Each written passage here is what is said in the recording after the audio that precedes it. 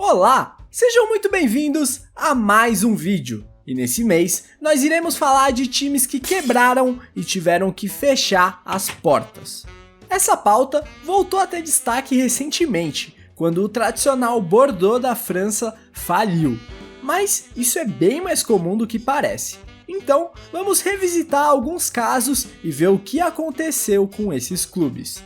Mas antes, se você curte esse tipo de conteúdo, se inscreve aqui no canal, porque tem mó galera que assiste os vídeos e não é inscrita, você acredita? Se você tem condições de apoiar o canal financeiramente, considere se tornar membro, para não acontecer comigo que nem com os times desse vídeo e sumir. Mas, se você não pode, tudo bem, só se inscreve que já tá bom demais. Eu fico feliz, você fica feliz e é de graça, fechou? Então, chega de enrolação. Vambora começar o vídeo.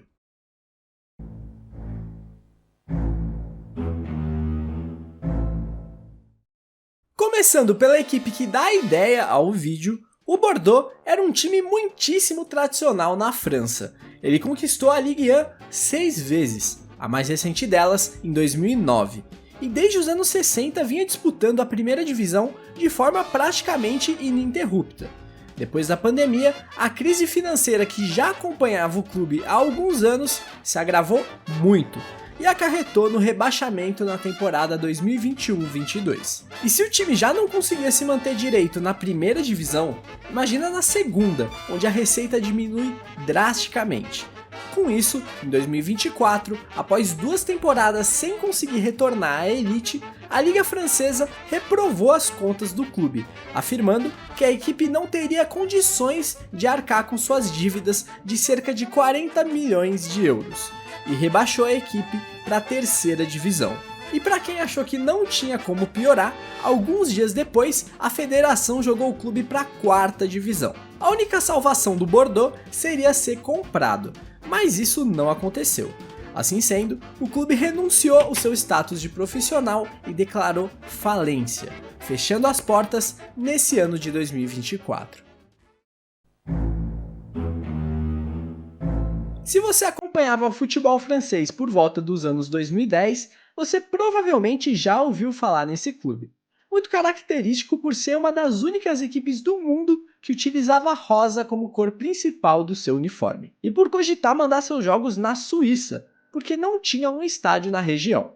O Evian não tinha nem de perto a expressão do Bordeaux no futebol francês. Era um clube extremamente novo que surgiu de várias fusões e só em 2009 tomou a forma com a qual ficou conhecido. Já em 2011 chegou à primeira divisão francesa. Essa rápida ascensão se explica pelo fato do clube ter um investimento muito forte da Danone. Isso porque a região de Evian-les-Bains abriga uma das principais fontes do mundo, a da água mineral Evian, que é da Danone.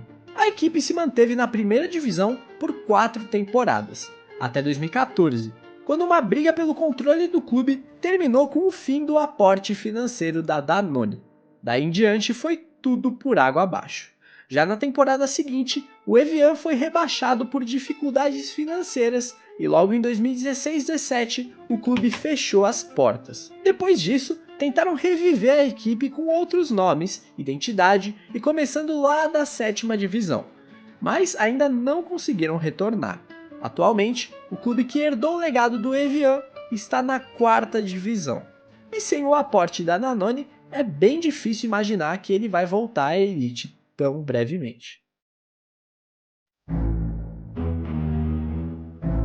O Evian talvez não seja uma boa inspiração para o Bordeaux, mas o caso do Stade de Reims é mais otimista. Esse é mais um hexacampeão francês. Durante os anos 50, era sem dúvidas o principal time do país, chegando à final da Liga dos Campeões 2 vezes, perdendo nas 2 oportunidades para o Real Madrid. Porém, como ele tá nesse vídeo, nem tudo foram flores para eles. Em 1979, o clube caiu para a 2ª divisão e nunca mais voltou. Depois de anos com os cofres completamente lisos, em 1992 fechou as portas e foi à falência pela incapacidade de pagar suas dívidas, que na época giravam em torno de 50 milhões de francos. Naquele mesmo ano, um clube fênix foi fundado, batizado como Stade de Reims Champagne. Sim, eu juro que eu não tô inventando não. eles chamaram o clube de Stade de Reims Champagne, com esse escudo aqui. E ele recomeçou lá de baixo, da 6ª divisão. Retomou seus troféus que tinham sido leiloados no processo da falência e em 1999 retomou seu antigo nome. Em 2002, retornou à 2ª divisão e em 2012 o retorno triunfal à elite, 20 anos após ter fechado as portas. Ele nunca mais conseguiu ser aquela grande potência que fora um dia, mas voltou a se acostumar com a 1ª divisão, algo que não acontecia desde os anos 60. O primeiro caso famoso de um clube italiano indo à falência é a Fiorentina. Ela tinha um time muito bom no final dos anos 90, mas acabou se desfazendo dele por problemas financeiros. E nem a venda de seus craques amenizou o desastre que se encontravam as contas do clube. Em 2002, a Viola acabou sendo uma das 4 equipes rebaixadas para a 2ª divisão nacional. Mas sua dívida de cerca de 50 milhões de dólares fez com que a equipe fosse considerada incapaz de participar da 2ª divisão pela Federação Italiana, levando o clube a fechar as portas. A forma que a Fiorentina teria para retomar suas atividades foi a fundação de um novo clube, o Clube Fênix, naquele mesmo ano para disputar a 4ª divisão do futebol italiano. E isso foi feito, com a criação do Florentia Viola. Após vencer a Série D, o clube pulou a Série C e foi direto para a B, em uma manobra digna de Fluminense. Nesse mesmo ano, ela conseguiu readquirir a antiga marca, voltando a usar o nome de Fiorentina e as cores do clube. E de forma muito rápida, já na temporada 2004-05, ela retornaria à 1ª divisão italiana, de onde nunca mais saiu. Outra equipe grande da Itália que chegou a falir mais ou menos na mesma época da Fiorentina foi o Napoli. O sucesso da era de Maradona no clube virou passado e a ressaca levou o clube a 2 quedas para a 2ª divisão na virada do século. Na temporada 2000-2001, o clube ficou na 16ª colocação da Série A, caindo para a 2ª divisão, onde ficou por 3 temporadas até a situação ficar insustentável. Com uma dívida de 70 milhões de euros, o Napoli fechou as portas em 2004. Foi aí que entrou em cena o cineasta De Laurentiis, que fundou um novo clube para que o Napoli pudesse renascer. E com o criminoso nome de Napoli Soccer, ele teria que começar da 3ª divisão nacional. E a situação era tão ruim que o time não tinha bolas nem uniforme para treinar. Os jogadores e a comissão técnica tiveram que fazer uma vaquinha para comprar o material. Em 2006, o clube voltou a se chamar Società Sportiva Calcio Napoli, sendo reconhecido como um herdeiro legítimo do antigo Napoli, e foi subindo os escalões do futebol italiano até reestrear na elite na temporada 2007-08. O Napoli conseguiu se reerguer de tal forma que conquistou seu 3º scudetto na temporada 2022-23, acabando com um jejum de 33 anos. Possivelmente o clube que teve mais sucesso depois de reabrir as portas. O Parma era um time pequeno que cresceu muito nos anos 90 devido ao forte investimento da Parmalat no time. E o nome não é coincidência, pois esse era o clube da terra natal da empresa. Essa empresa de laticínios que também bancou o Palmeiras e vários times ao redor do mundo nos anos 90. E o Parma tinha verdadeiros esquadrões. Teve jogadores como Tafarel, Buffon, Hernan Crespo, Veron, Cannavaro, Thuram, Adriano Imperador, entre muitos outros. Porém, em 2003, houve o escândalo da Parmalat, levando a empresa a um colapso financeiro. E o Parma acabou indo junto. O clube se tornou inadimplente e teve que ser substituído por um clube Fênix já no ano seguinte. Mas em 2015, alguns anos depois, o Parma faliu novamente. Mas dessa vez a coisa foi até pior.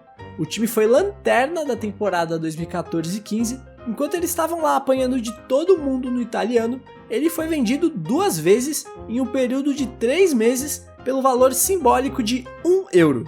Ao final daquela temporada, o clube fechou as portas. Seu herdeiro foi então fundado com o nome de Parma Calcio 1913 e começou lá da Série D, conseguindo 3 acessos seguidos, algo inédito no futebol italiano, e retornando à elite já na temporada 2018-2019.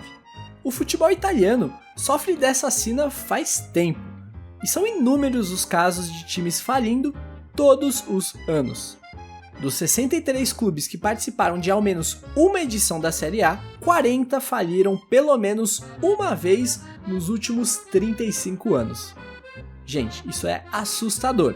Outros casos relevantes que vale a pena citar são o Verona, que faliu em 1991, apenas 6 anos depois de ganhar o Scudetto, o Bologna em 1993, o Chievo Verona, o Cesena, o Torino, o Palermo, que chegou a ser vendido por R$43, o Bari, enfim, a lista é extensa.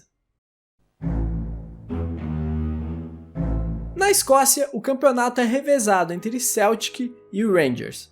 Quando não é o Rangers que ganha, é o Celtic. Quando não é o Celtic, é o Rangers. E só sai disso com raríssimas exceções. Não à toa, o Rangers é hoje o time que tem mais títulos de uma liga nacional no planeta Terra, e o segundo lugar é do Celtic. Em 2012, o Rangers passava por uma grande crise financeira. Sua dívida chegava às 26 milhões de libras, um valor que o clube não conseguiria arcar, entrando então em falência. E olha, eu admiro muito a coragem de quem mandou fechar um clube tão grande e expressivo no país. Foi feita até uma votação entre os clubes da liga para ver se o Rangers podia ser refundado já na primeira divisão. Mas obviamente todos foram contra e o time teve que recomeçar lá da 4ª categoria. O Rangers foi subindo na escada do futebol escocês de forma tranquila. 4 temporadas depois, eles já estavam de volta. Mas viram nesse meio tempo o Celtic encostar no número de títulos. Eles só voltariam a ser campeões escoceses na temporada 2020-21 e chegariam a uma final de Liga Europa na temporada seguinte, mas perderiam o título para o Frankfurt nos pênaltis. Em 2015, um clube até então bem desconhecido ganhava os holofotes ao eliminar o Napoli nas semis e chegar à final da Liga Europa. O Dnipro acabou perdendo a decisão para o Sevilha. Mas essa nem foi a pior notícia. Logo no ano seguinte, esse clube seria banido das competições da UEFA das próximas 3 temporadas por violar o fair play financeiro. E então, seu dono parou de injetar dinheiro no clube, fazendo com que ele acumulasse dívidas e já em 2017 fosse rebaixado para a 2ª divisão nacional, até fechar as portas em 2019. Toda a estrutura dessa equipe, incluindo comissão técnica e alguns jogadores, foram para um outro time chamado Dnipro 1, que foi promovido à elite nacional em 2019. Porém, este não foi reconhecido como sucessor do antigo Dnipro. Esse clube se manteve entre os principais do país até 2024, quando estaria participando dos playoffs da Conference. Mas a UEFA excluiu o clube da competição por uma ameaça de falência, que pelo andar da carruagem é o que vai acontecer. Afinal, o clube já foi inclusive excluído do campeonato ucraniano.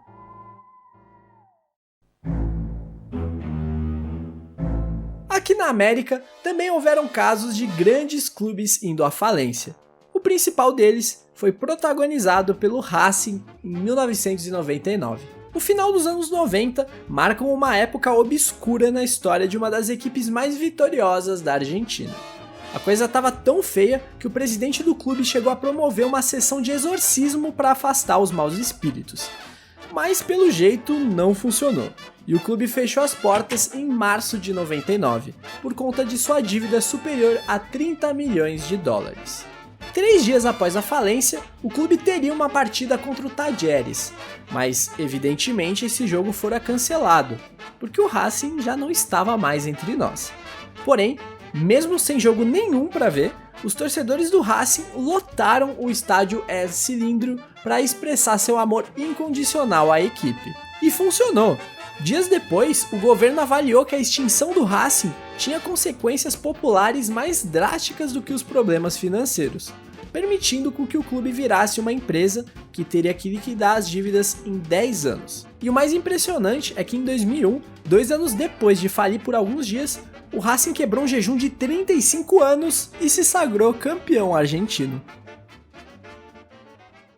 Aqui no Brasil, não temos o mesmo sistema que tem na Itália. Por isso, tem vários casos de times que fecham, surge um novo clube que seria esse herdeiro, praticamente igual ao anterior, mas que não é reconhecido como tal.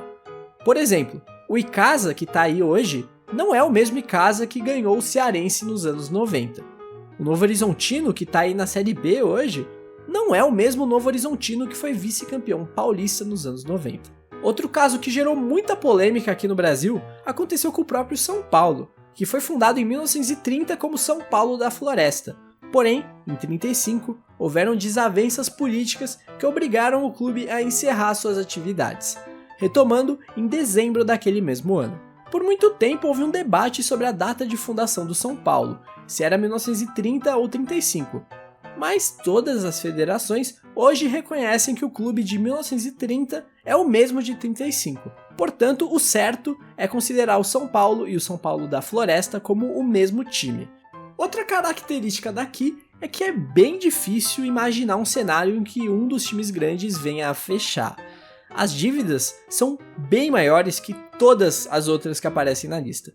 Alguns clubes chegam à casa dos bilhões em dívidas, mas não fecham. Tem vários outros clubes que faliram ao redor do mundo que daria para eu encaixar aqui no vídeo. Tem o AEK Atenas da Grécia, o Belenenses em Portugal, o Yokohama Flugels que se juntou com um rival para virar o Yokohama Marinos, o New York Cosmos que teve o Pelé, o Dortmund quase faliu e pediu dinheiro para o Bayern de Munique para não fechar as portas, a Lazio já quase fechou também. Enfim, isso é bem mais comum do que parece. Mas infelizmente não dá para eu citar todos aqui no vídeo, senão não ia dar tempo de terminar. Então por esse mês foi isso, espero que tenham curtido, não se esqueçam de se inscrever aqui no canal, se tornar membro, se possível, compartilhe o vídeo para amigos que curtam o tema e por que não, me seguir nas redes sociais. Então por hoje é só, valeu, tamo junto!